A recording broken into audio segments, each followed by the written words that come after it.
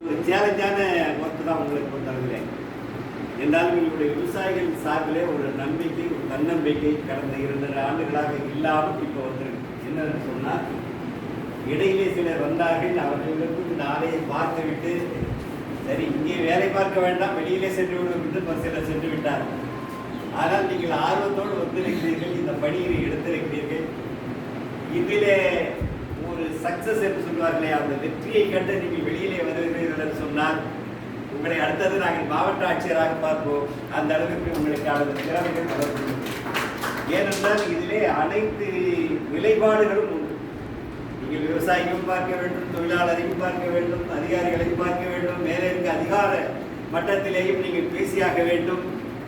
எனவே இப்படிப்பட்ட ஒரு சூழ்நிலை தான் இந்த ஆலையை பொறுத்தவரை. பொதுத்துறை நிறுவனம், கோஆபரேட்டிவ் மில்லுக்கும் இதுக்கு நிறைய வேறுபாடுகள் உண்டு.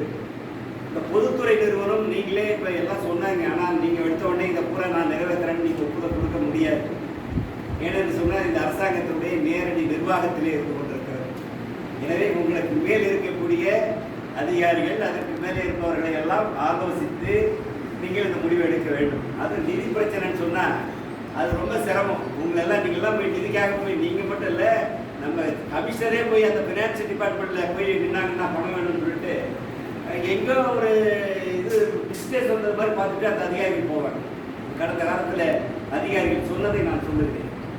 அதனால் என்றால் கூட உங்கள் லெவலில் இந்த நிர்வாகத்தை எப்படி செம்மைப்படுத்த முடியும், அந்த முயற்சியை நீங்கள் எடுத்துக்கிட்டாலே இந்த நிர்வாகத்தை சரியாக கொண்டுட்டு வரலாம். ஆனால் அதே நேரத்தில் எனக்கு முன்னால் பேசிய தலைவர்கள் சொன்னது அத்துணையும் உண்மை. அந்த கோரிக்கைகளை நிறைவேற்றுவதற்கான ஒரு முயற்சியை நீங்கள் முன்னெடுத்து செல்லுங்கள். நடக்குது நடக்கல அது அடுத்த விஷயம். ஆனால் இந்த விவசாயிகளுடைய கோரிக்கையை மேல்மட்டத்திலே கொண்டு செல்லக்கூடிய ஒரு பணியை நீங்கள் எடுத்துக்கொண்டால் போதும் என்பதை நான் இந்த நேரத்தில் தெரிவித்துக் கொண்டு, அப்படிப்பட்ட உங்களுடைய செயல்திறனுக்கு எங்களுடைய ஒத்துழைப்பு என்றைக்கும் இருக்கும். நீங்கள் எதை சொன்னாலும் நாங்கள் செய்வதற்கு தயாராக இருக்கிறோம். ஆலையுடைய நலன்